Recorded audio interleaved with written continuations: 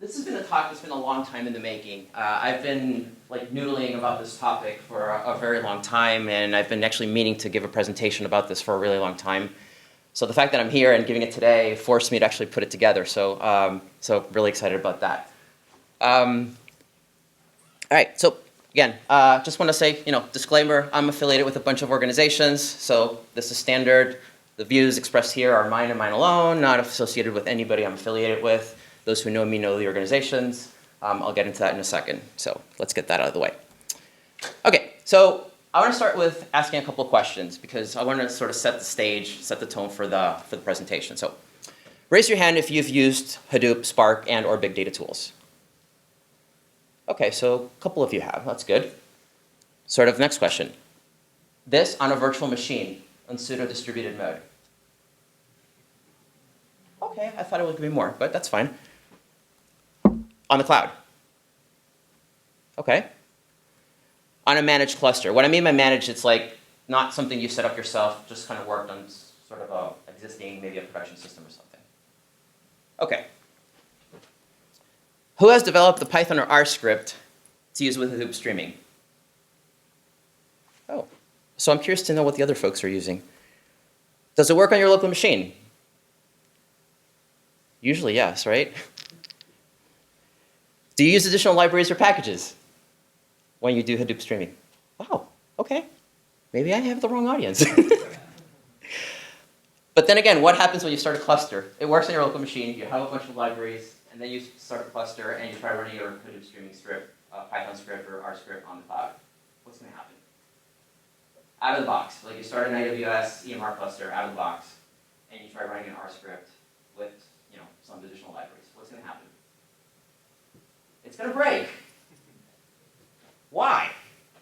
Because those libraries that you use when you develop your script locally on your machine are not on your cloud, are not in every node on your cluster. So it's a little known, well, it's not little known. I mean, if you use Hadoop streaming in the past, you probably know this, but for those folks that don't, this is tricky, and this is kind of like the idea, this is sort of the things that I want to talk about today is I really want to set the stage, and I just want to give you a set of tools and ideas of things to think about as you transition.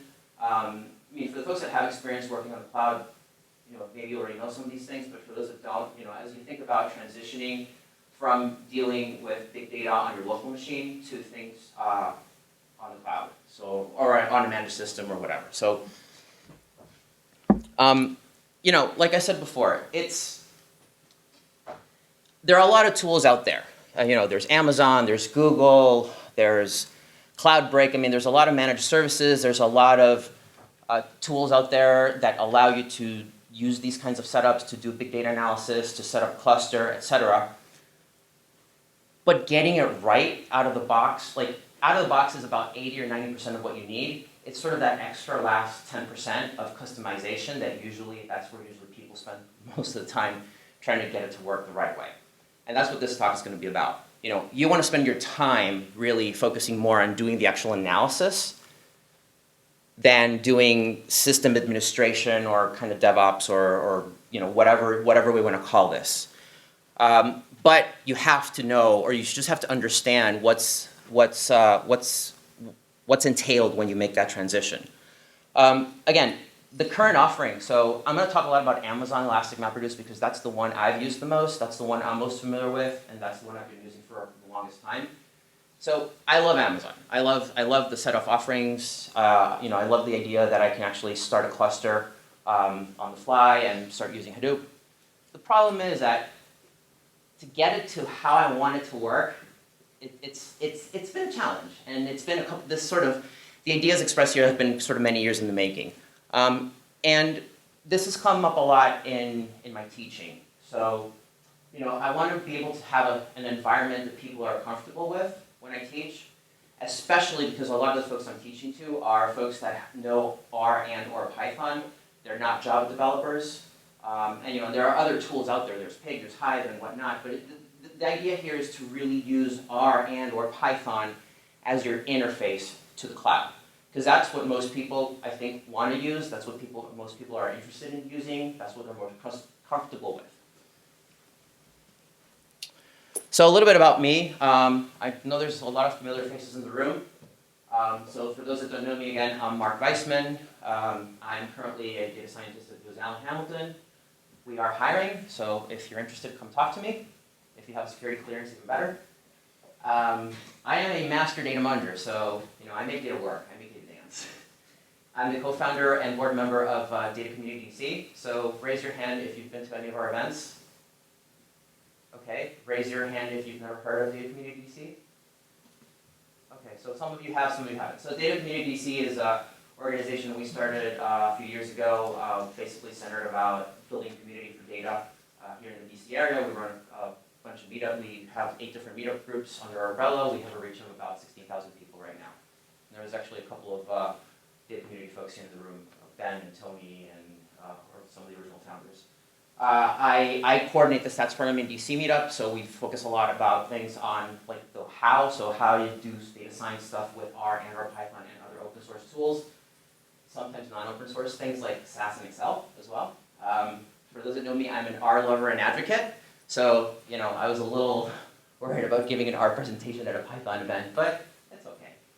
You guys will, I don't think you'll get intimidated or anything like that.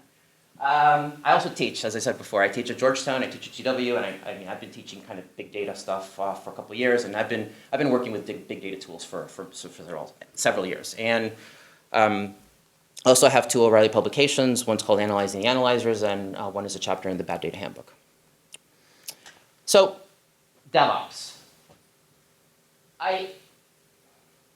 It's sort of a tricky term, right? I think it's really a tricky term because it can mean many different things for many different people. Same thing as data science, right? Like you take data science, you intersect it with DevOps, and you kind of get this sort of weird Venn diagram. But I put up here the industry definition. Again, you don't have to read it, but essentially it's really more about using agile methods for system maintenance, system development, that kind of thing. The goal of DevOps is to improve the relationship, etc. I'm borrowing that term really in the context of data science. What it means to me and sort of what it means today for the purposes of today's presentation is it's really a broad set of complementary skills and knowledge that allows data scientists and analytic practitioners to set up their environments and access system and data to work with.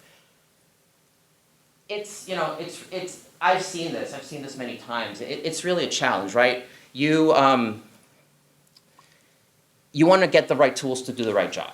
And sometimes just like finagling with this set of tools to get it to work the way you want it is particularly challenging, especially when dealing with servers and Linux and Hadoop and Java and environment variables and all these sorts of things. So, you could call that sysadmin, I call that DevOps, whatever. So, on that note, maybe I picked the wrong title for the talk. I don't know. Maybe this should have been advanced command line hacking for data science. Maybe it should have been data engineering for data science.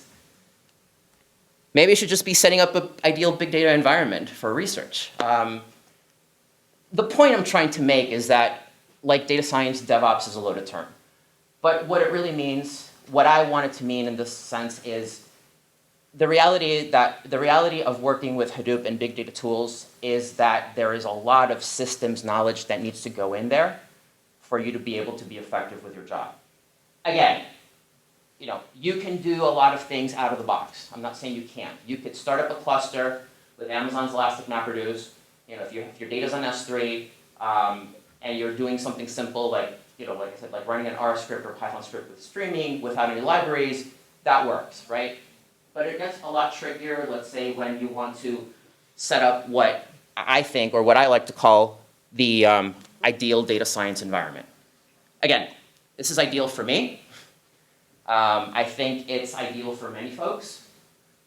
But these are the kinds of things that I would like to see in sort of a set of tools that I'm going to work with and be comfortable with. So, of course, the latest version of Hadoop and associated services, Yarn and Spark and Pig and Hive and whatever. I'm not going to focus on some of the other things in the Apache, in the Hadoop ecosystem, like Scoop or anything like that. That's more, I'm going to leave that for the data engineers. But I'm focusing more on the analytical tools, which I think is what most of us deal with, perhaps on a day-to-day basis. As an R person, I tend to use lots of packages. I am a, yeah. I'm sorry, this is just a novice question, but I'm clear about this. Is there a reason you use EMR over EC2 most of the times, or is there a better use case for EMR? Can you hold that thought, and then I can certainly answer that at the end. But yeah, I can address that, certainly. And I'm going to stay here because I need to stay here for the audio to be captured in the video. So again, you want to have the latest things. Again, as an R user, I like to use R. I really like, or I want to be able to use R more as the interface to the cluster. I mean, I can sort of interface with the cluster via the command line and other ways. But for folks that are new to this this ecosystem, it can be a little bit intimidating. So people want to use the tools that they're familiar with. Again, you might want to use RStudio. One thing is to use R, to have R, and like this version of R in packages. The other thing is to use RStudio as your IDE, right? So again, installing these things, the installation part is really not that difficult. It's the configuration. And I'm not really going to get too detailed into the configuration, but I do want to raise the issues. And I can show you what types of tools you can use to deal with this. Again, Anaconda Python. Why Anaconda? Because it's got all the different libraries associated with Python. Spark R, PySpark. Those are actually, I think, Spark R and PySpark, as far as I know, are actually being shipped with, I think as of Spark 1.4 or 1.6. Like, they're actually part of the Spark offering. But you still have to make the connections. And not you can start R Spark, or Spark R, but if you want to use RStudio, you have to make the connections. Again, Git and GitHub, codecs, file compression, decompression, that sort of thing. Curl, wget, so that you can pull data from the web, load it into your cluster, whatever, and access to data on HDFS for kind of what I call last mile computing. Actually, I think that's a term I borrowed from Ben. Ben, last mile computing? Yeah. Absolutely. So, and the focus really here is about the practitioner. So raise your hand if you're part of a small team, like maybe you're a part of a small tech company, or you're doing data science work, but you have to also do, set up a cluster and do all this sort of stuff. Raise your hand. Okay, so this talk is really geared for you. If you're part of a larger organization that has a data engineering team and has a formal DevOps team and has a running infrastructure, I mean, you can certainly use some of the things that we're going to talk about here, but that's not the use case. The use case is really about small, agile, R&D. You're taking a class. You want to do a Kaggle competition. You want to use big data, right? You want to set up these tools so that they work for you. That's the goal here. Again, you're a small team. You're doing consulting work. You're working for a client. You want to instantiate. You got a lot of data. You got a few terabytes of data. You want to do something with it. What do? You set up a cluster. So a lot of these, what I'm calling transient infrastructure, it's because you set it up, you run it, you use it for a period of time, maybe you start it up and you shut it down and you start it up again in the future and things like that, over and over and over. So also you want to share this environment with multiple users. A lot of the tutorials out there, you can start a cluster and run it, but it's really geared to using a single username and password. What if you want to set it up for multiple users, etc. So a separate kind of use case is, and this bullet point is kind of old, the Hortonworks one. So I think EMR has made great strides in the last year in sort of their offering. But up to some time ago, the Hadoop version running on Amazon's EMR wasn't the open source version. So it was kind of lagging behind. So Hortonworks was always the latest and greatest. So, to your point about which one's better. So there is a difference, right? So the question before was, you wanted to know the difference between EC2 and Elastic MapReduce? Essentially, yeah. Why would you use one over the other? Okay, so let's set two definitions. One is, so EC2, right, is Amazon's virtual machine offering, right? EC2 is just a machine on the cloud. It's just a server. EMR is managed Hadoop on EC2. So what EMR does is Elastic MapReduce starts up your machines, installs Hadoop, configures Hadoop to run, if you start a cluster of 10 machines, when you start a cluster, it usually takes a few minutes to start up. That's because there's a lot of software being installed on a machine when it starts. So it's installing and configuring Hadoop. It's installing and configuring Hadoop to work with the Amazon EC2 infrastructure. you can start a cluster using EC2 machines and set up your own. For example, you can actually start Hortonworks on, let's say you start 10 virtual machines, you can install Hortonworks on each of those machines. I don't know if one's better than the other. I mean, the Amazon one works on Amazon's infrastructure. It's optimized for Amazon's infrastructure. There's the extra premium you pay for the managed service, and it has a lot of stuff out of the box. Hortonworks, you have to install everything from scratch. So there's a lot of, and actually some of the files I'm going to show you are actually I used when installing Hortonworks on EC2. But the point is, again, I just want to make the point that it's really about focusing on sort of that transient infrastructure, that R&D environment, that the possibility of having to use and reuse over and over again over perhaps a short period of time, not a production system. If you're going to set up a production system, again, let the experts do that. I'm not a production guy. But again, you want to set up these tools to do the work that you want to do. Oh, there's also commercial products that allow you to do some of the things we're going to talk about here. But again, let's say you're taking a class, you want to do big data, you want to participate in a CAD competition, you're doing a research project. I mean, you might have access to some of the commercial tools in education for free, but the reality is, there's usually a high price to entry in these types of things. So, how do you do this the hard way? The hard way is, again, and I'm thinking, so you can apply this over many different setups, right? The setup that comes to mind mostly is cloud. Whoever your favorite cloud provider is, whether it's Amazon, Google, Rackspace, whatever. Or let's say you have a bunch of old machines lying in your house and you want to hook them up together. You can do that. But again, you would have to start each machine up, then log into each machine, install the software. You probably have like a set of commands that you run so that you download the software, you would install it, etc. Most of us like to be lazy, right, and make life easy. So the DRY, right? Don't repeat yourself way. You can do it several ways. You can use the command line using shell scripts. On Amazon, those are called bootstrap actions. It's a shell script that starts when you start up your cluster. Or another tool I'm going to talk about today, which I really like. It's called Ansible. Raise your hand if you've heard of Ansible before. Okay, so a good number of you have. Great. So for those of you that haven't, Ansible it's an open source tool. It is written in Python, and it's really simple and straightforward. It's a tool that allows you to manage and configure remote systems. It doesn't require anything on the remote system to be able to use it. All you need is an SSH connection, which you get when you start stuff on the cloud. I'm going to show you kind of what a YAML script looks like. And like I said, it is written in Python. And before someone mentioned to me Ansible, probably about a year-ish ago, or maybe a little over than that, I was looking into some of the other tools out there like Chef and Puppet. Personally, I found those harder to work with. When I learned about Ansible, I thought it was like really easy. Again, because again, for my purposes it works. I'm not saying it's the solution, but it's a solution. So, and the nice thing about Ansible is that it has really a whole bunch of different modules. So I just want to give you,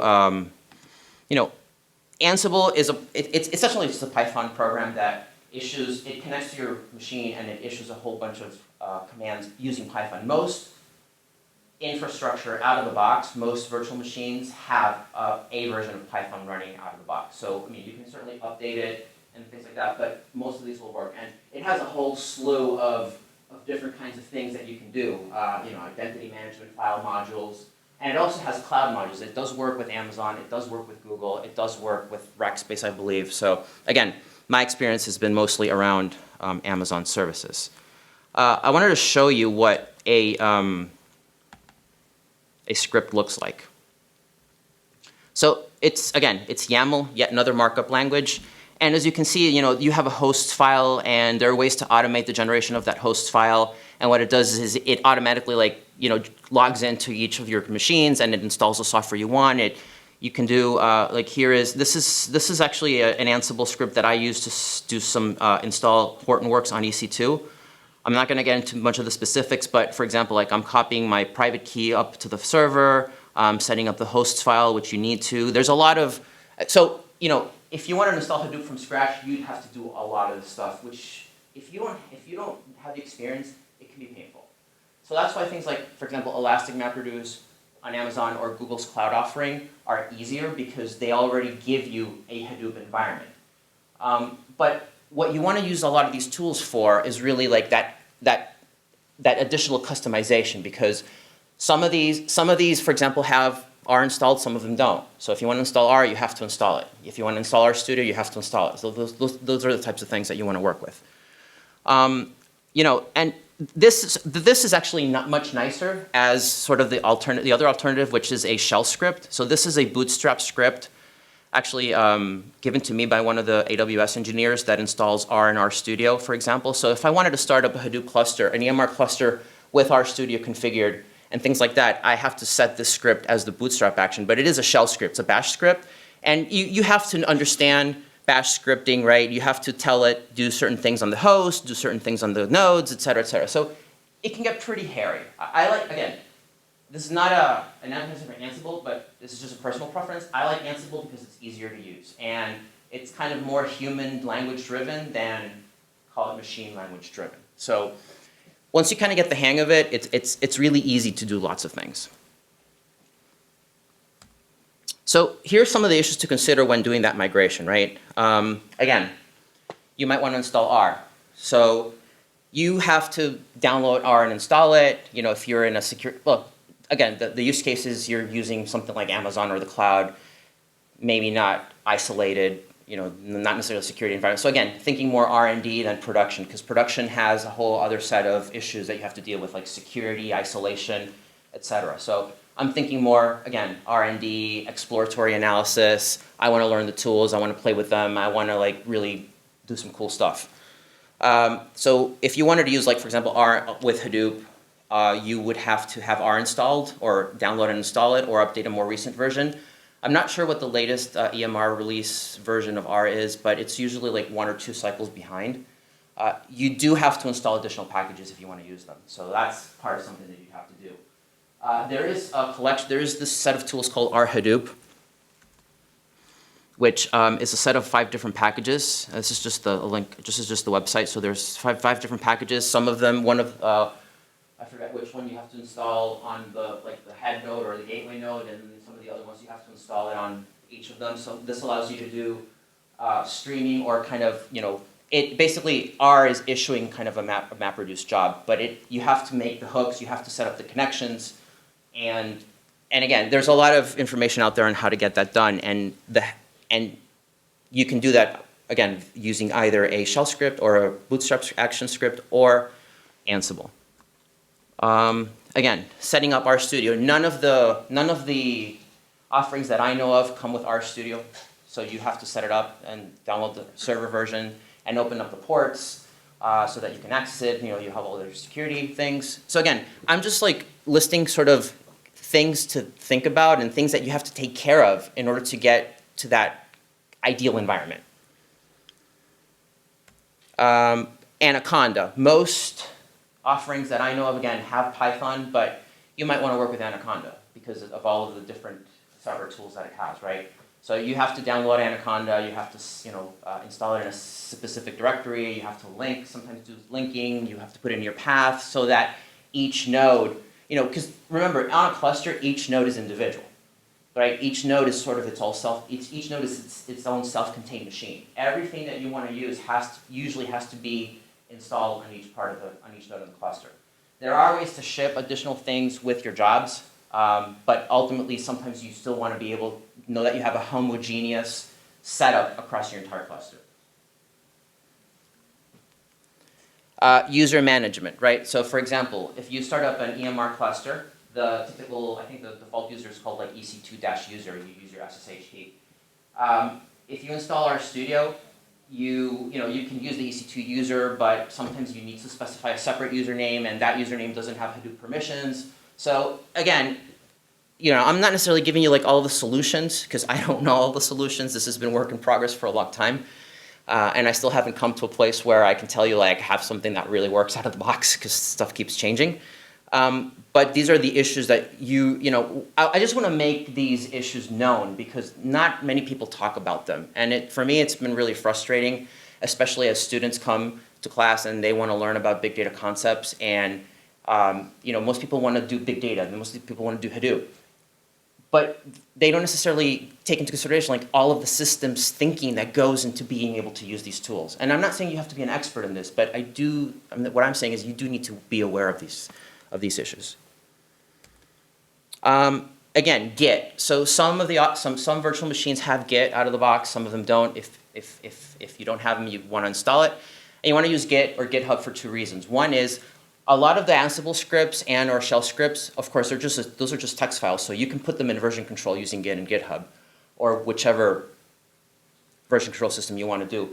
But the other thing is, let's say you do development and you're developing and you're pushing your code up to GitHub and you want to pull that code into your cluster. You have to clone your repo. So in order to do that, you have to specify that you want to clone a specific repo. You can do all these things using the tools that I mentioned before.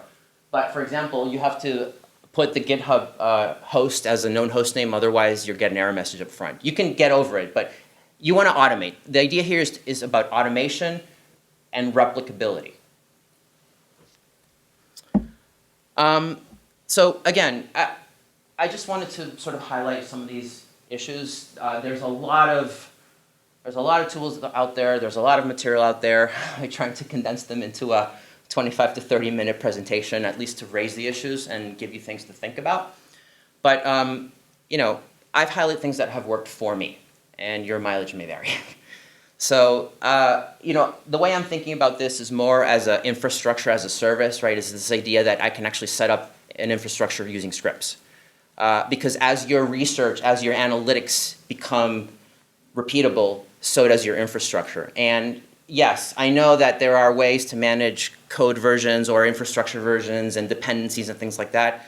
But again, it's really the idea that you can script I need to start a cluster. Let's say you're doing some consulting work and you're working for a client and you have the data, you start up your cluster, you configure it a certain way and you shut it down and then you need to start it up again because you need to do something else or you get new data in the future, right? Because this is not something that you're going to have running all the time. That's the advantage of the Elastic framework. How do you replicate that? So you want to have your setup also replicated. There are lots of tools being developed, so things like SparkR, PySpark, and those are coming as part of the Spark offering.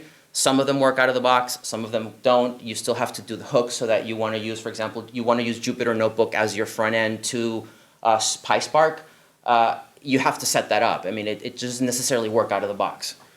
And again, I just want to reiterate that this is not intended for production environments. Let the real DevOps people handle that. Work with them and tell them what you need. But when you're trying to get set up and doing that initial exploratory work, you don't necessarily know what you want. So you probably throw as much as you can to it. And once you figure out what you want, then you make it a repeatable production-ready capability. And I couldn't do my job today if it weren't for the internet. So a lot of the information I'm talking about today is out there. I'm trying to condense it. I will post the slides and I will add a couple of different links.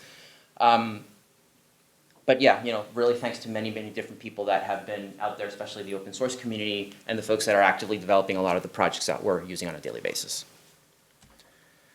So that's it. Thank you very much. This is my contact information.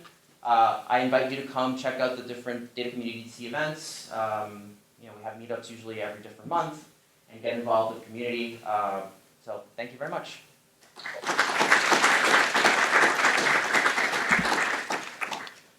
And I'm happy to answer questions. Yeah. Can you talk about, so you have the Ansible YAML script, and you have an AWS account. Mm-hmm. In a reasonable period of time, what are the steps you actually go to create a 5-node Hadoop environment? Is that question manageable? It is. I can show you some scripts that I have. So for example, this one. So this is the actual YAML that that issues all the different modules, the different Ansible modules to do specific tasks. But how are you even getting to interfacing with? I mean, you use an Amazon command line interface. Yeah. So in the With one line, do you run this? I'll show you.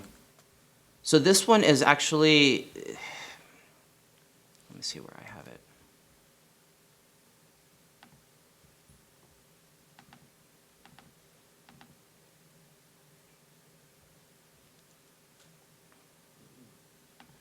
So with Ansible, what you do is I have a configuration file, that first line. This is just a bash script. So this is a bash script that invokes Ansible with using certain configurations. So, where is it? So just to give you an idea.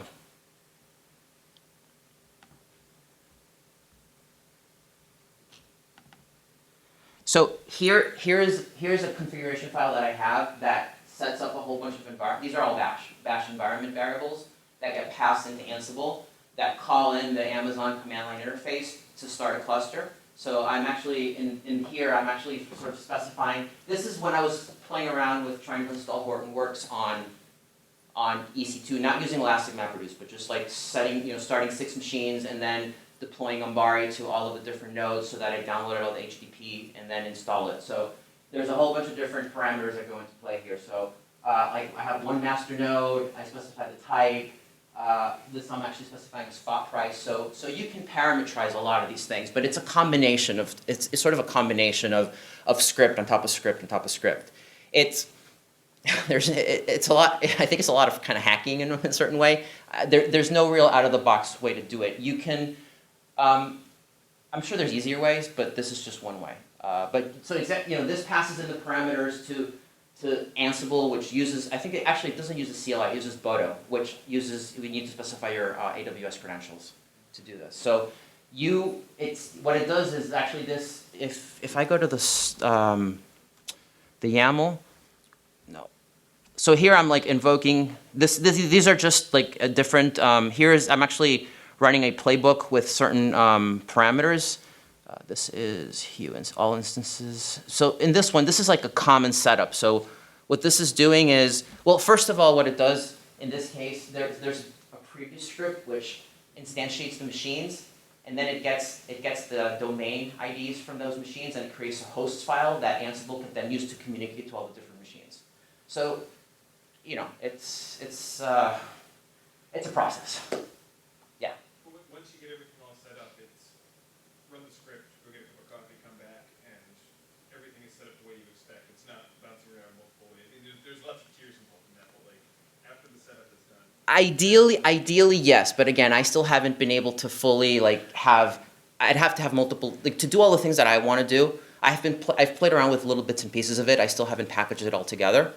That's kind of my grander vision, is to create a set of like Ansible playbooks that allows you to sort of, press a button, go get coffee, come back half hour later, and you have a Hadoop cluster up and running, set up the way you wanted to do it. So, I mean, there is debugging involved here. Sometimes it breaks, so it's like everything else, right? It's development, and again, this is this is not necessarily applied to data science per se, but it's just part of the issues of dealing with systems, which a lot of people don't talk about, and it frustrates the heck out of me.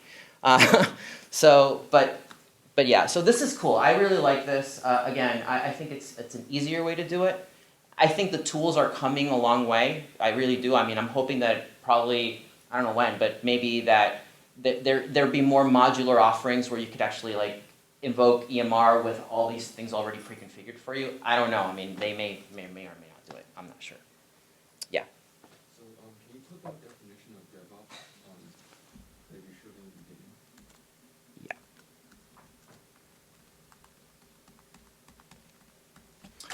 Here. DevOps is an enterprise software development phrase used to mean a type of agile relationship between development and IT operations. Okay, so there's a definition of DevOps, but from what I understand from your tech, you believe that DevOps is more about automation? Well, DevOps, I think DevOps in the true sense of the term as it got coined was really about having your development team work hand in hand with your IT team. And when I say the IT team, these are the folks that are actually like running the machines and doing all the maintenance, and the development team is developing stuff. So the development team's like handing stuff over to IT, they are putting it into production. It's to create this like more integrated culture.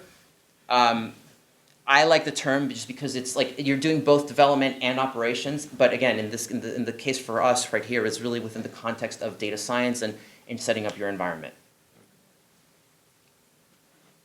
Any more questions?